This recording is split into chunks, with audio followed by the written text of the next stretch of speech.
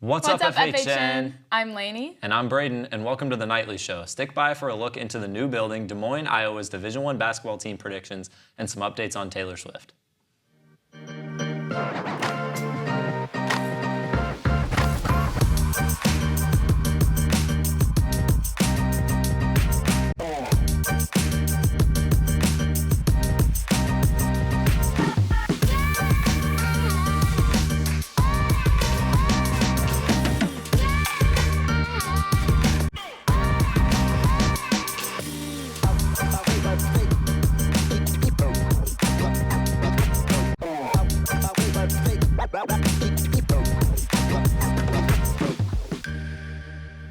The Missouri Tigers have opened their season 3-0, coming off the win over the weekend against Boston College.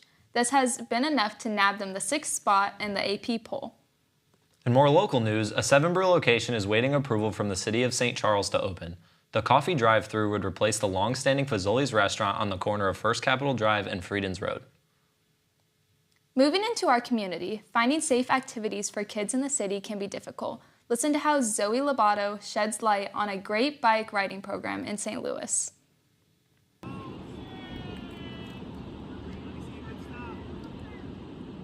Kids can do big things, they just need the right, safe, reasonable circumstances to do that great stuff. So Earn a Bike in particular is focused on learning some basic bike maintenance and then also learning how to ride well and to think through the rules of the road and how we can be as safe as possible in our communities. Well, we had to ride our bikes and I had to go like 2 times.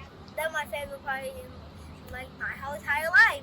Can't you just see, like, they're gaining, like, they love the bikes, it's fun to ride, but it's also like helping them learn skills like awareness of what their body is doing and awareness of other people around them and giving each other space and being thoughtful of each other and thinking about how people might be going different speeds and how we need to care for ourselves and also those around us. And, like I said, there's a lot of teamwork, and not just teamwork to change a flat tire, which is really important, but also teamwork and keep each other safe. So this group is going out tonight to first practice riding, and there'll be some teamwork, but by the last day they're going to be riding safely in a neighborhood single file, and that takes a lot of like everyone like making sure you're not crowding each other, you're not tailing each other, but you're also like staying together, which is really important. I was like shy, depressed, confused, scared.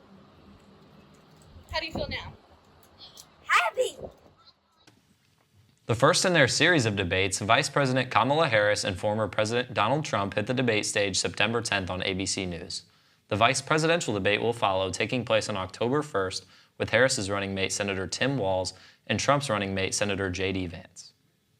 Moving away from politics, August was recorded as the hottest month on Earth. This is the 15th consecutive month that a global record was set, most likely making 2024 to be the planet's hottest year according to the NOAA. With rising temperatures month after month, a good outdoor event becomes more and more uncommon to come by. Here's a video by Harper Schneider on the Riverwalk Market. The Riverwalk Farmers Market is located in Old St. Charles at the Foundry Arts Center. It was started 30 years ago by the Lions Club, and their goal ever since has been to uplift the community. Lions Club is the world's largest service organization, and so the way we service people and help people is we need money and resources. And so the Farmers Market is our fundraiser that we do during the summer.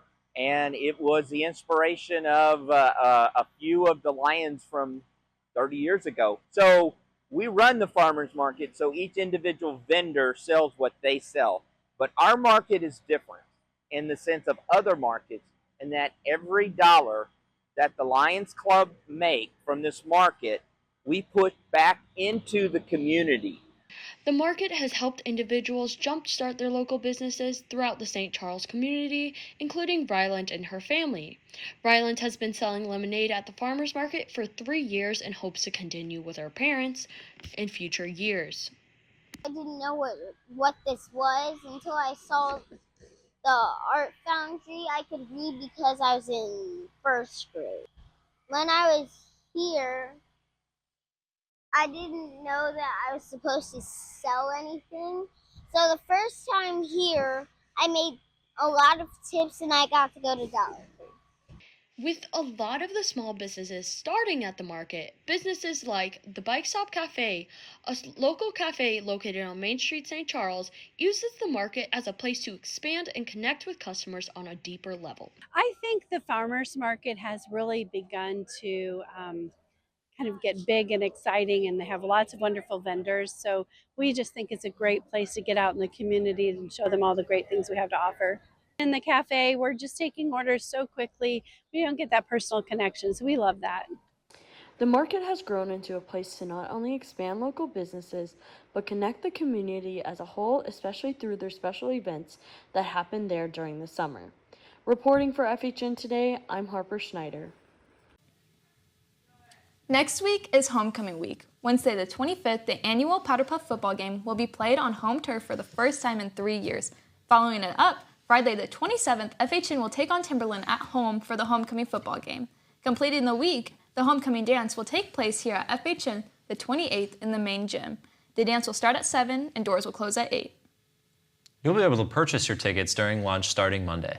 Tickets will cost $25 for FHN students and $30 for guests. Themes for the week will include USA on Monday, Tourists on Tuesday, Jerseys on Wednesday, PJs for underclassmen or togas for seniors on Thursday, and class colors on Friday. Switching gears now, let's talk about a film that has left an impact for decades. Come and See is a Soviet anti-war movie that goes through the life of a little boy during World War II. Here, Camden Blair goes into the deeper meaning behind the movie and why it is a must-watch.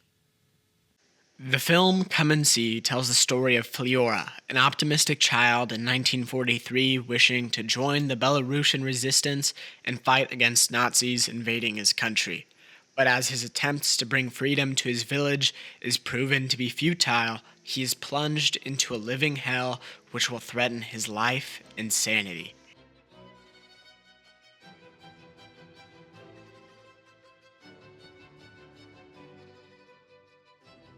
As we progress through the film, we are given multiple harrowing scenes of sadism and disregard for human life, from the massacre of Fliora's village to the torture of Belarusian children.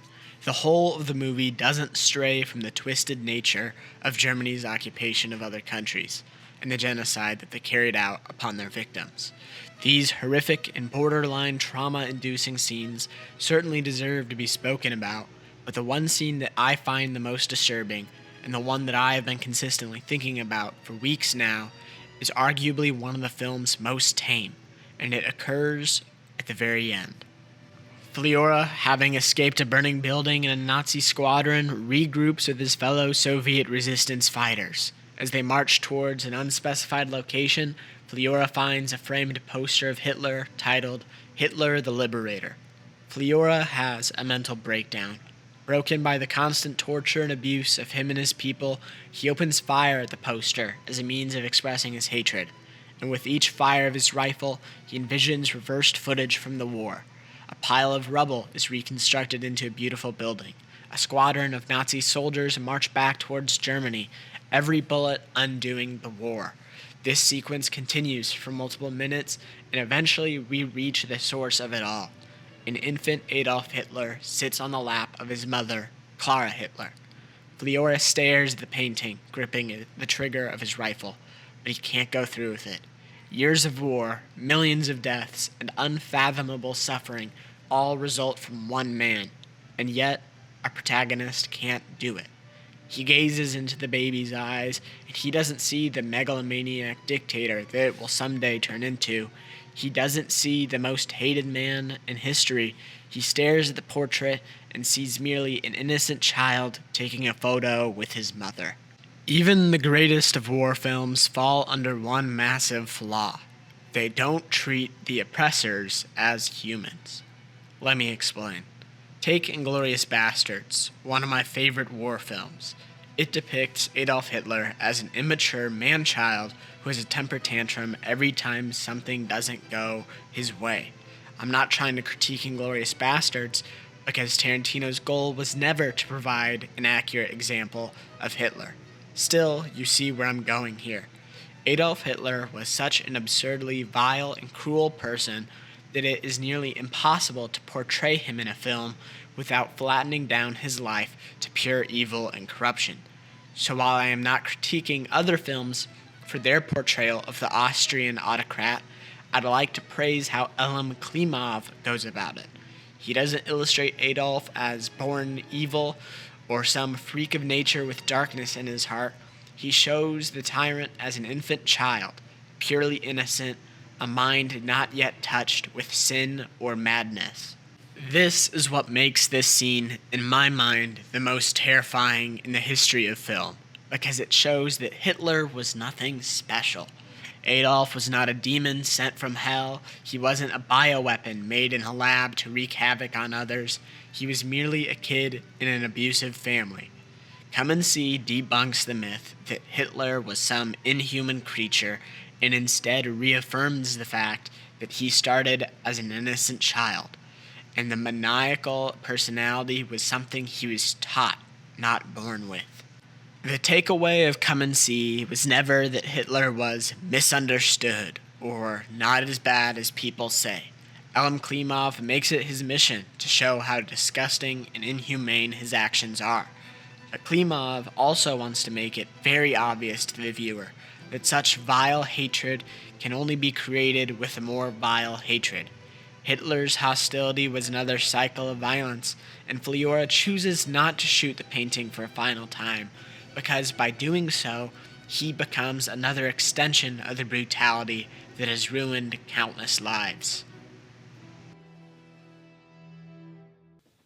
Just recently, our very own Brett Bevel made the switch to becoming assistant principal prior to his role of being dean of students at FHN. Taking his past role, Dusty Weiskopf is now the dean assistant and activities director after previously holding a teaching job at UMSL and a girls basketball coaching job at Fort Zumwalt West.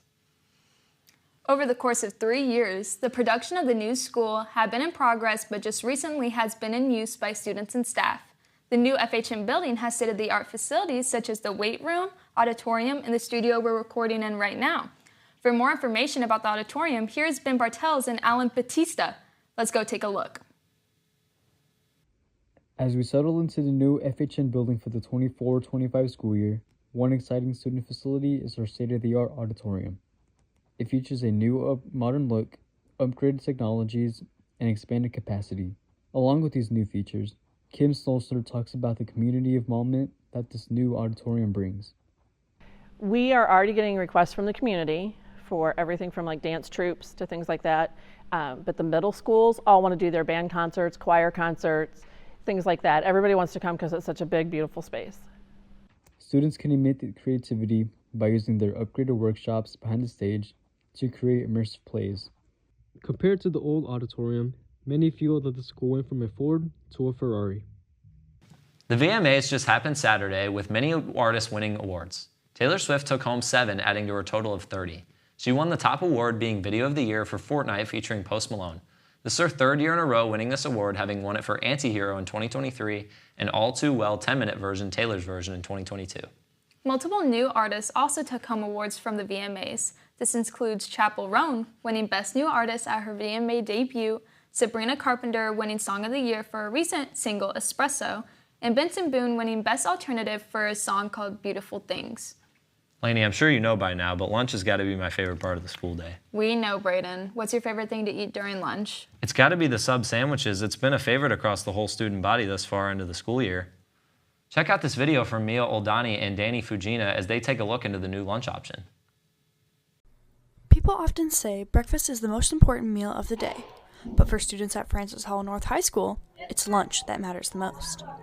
As the new school year begins, students are most excited for the debut of our new sub sandwiches. Like it's new, and so anything that's new, everybody wants to gravitate to it. I think it may die down eventually, but right now I just think the lines are going to be long for a little bit. While the anticipation is high, many students haven't had the chance to try the sub sandwiches yet, thanks to the long lines and limited lunch periods. I haven't even tried them yet. Dr. Perry advises getting in line as early as possible to get one of these delicious subs. Get down here fast, like walk and talk with your friends. I've actually seen kids kind of be a slow job to get into the line. Coming into this week, Kansas City Chiefs sit at a perfect 2-0 off the heels of 2 great in-conference wins. Week 1, Kansas City took down the Baltimore Ravens 27-20 opening night. This game came down to the wire with the final play being a near touchdown to Baltimore Ravens tight end Isaiah Likely that was ruled incomplete with his foot narrowly being out of bounds. Week 2, Patrick Mahomes and company faced Joe Burrow and the Cincinnati Bengals. This game also required some late-game heroics from the Super Bowl champions, ending the game with a 51-yard field goal from their kicker Harrison Butker, winning the game 26-25. Staying with sports, the coaching carousel is quite the event in any sports offseason, but especially hit home with the Drake Bulldogs basketball team. After the departure of former head coach Darren DeVries for West Virginia, Kane Manfull gives us a sneak peek on what the Bulldogs have in store for 2024. Coming at you from the Knapp Center, I am Lucas Lawrence. And I'm Kane Manfull. We're with Media Now. In the 4 months since Drake men's basketball won back-to-back Missouri Valley Conference titles, their player personnel and staff have undergone a complete overhaul. The Bulldogs' new head coach, Ben McCollum, who was with Northwest Missouri State, has brought a whole bunch of players with him to help fill the vacancies in the roster that Drake has left over the past season. One of these players is a guard, Mitch Muscari, who played 4 seasons under Ben McCollum, the new head coach's watch. He transferred to play for Drake for a chance to play D1 basketball. Yeah, and in fact, most of the roster here at Drake is brand new. Good pass, first. Yeah, like we all bring something new. A lot of these guys were from different schools. A lot of these guys transferred in. So I think we all bring in something from other places, and that may work out well for us in the end. Muscari also noted the ways that Coach McCollum left with just his style of play from D2 to D1. I'm sure there's some stuff that Mac wants to bring from Northwest to here, because he did have a lot of success at Northwest. But when it comes down to it, I think there's going to be some things he has to change, obviously. It's a new level, it's a new team, it's new players. So it will be interesting to see what he decides to change, but I believe in him, and I know he's going to figure it out. Although most of the Bulldogs roster transferred in, 2 players stayed, including Nate Ferguson.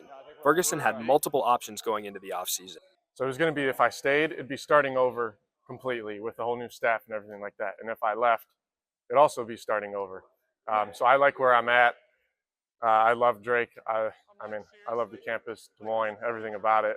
So I just thought I would stay and give it one more year once I got to know the coaching staff and who they were going to bring in and their ideas. So I thought it was the right fit for me. Despite all the transitions this offseason, Ferguson remains hopeful that Drake can hold out their winning tradition. Mitch! Come on, Mitch!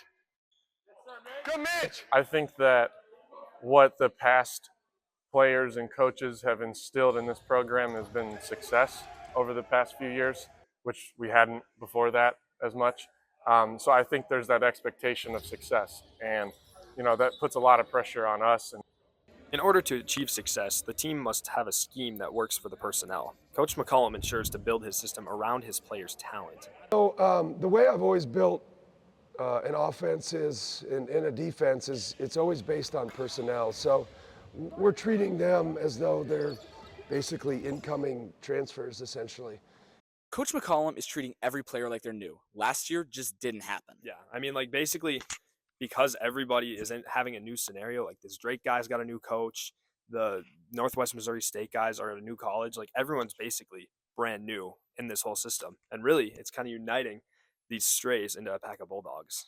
I'm Lucas Lawrence. And I'm Kane Manfull, signing off from the Knapp Center. Make sure to follow us on our socials at FHNtoday and at FHN Game Day.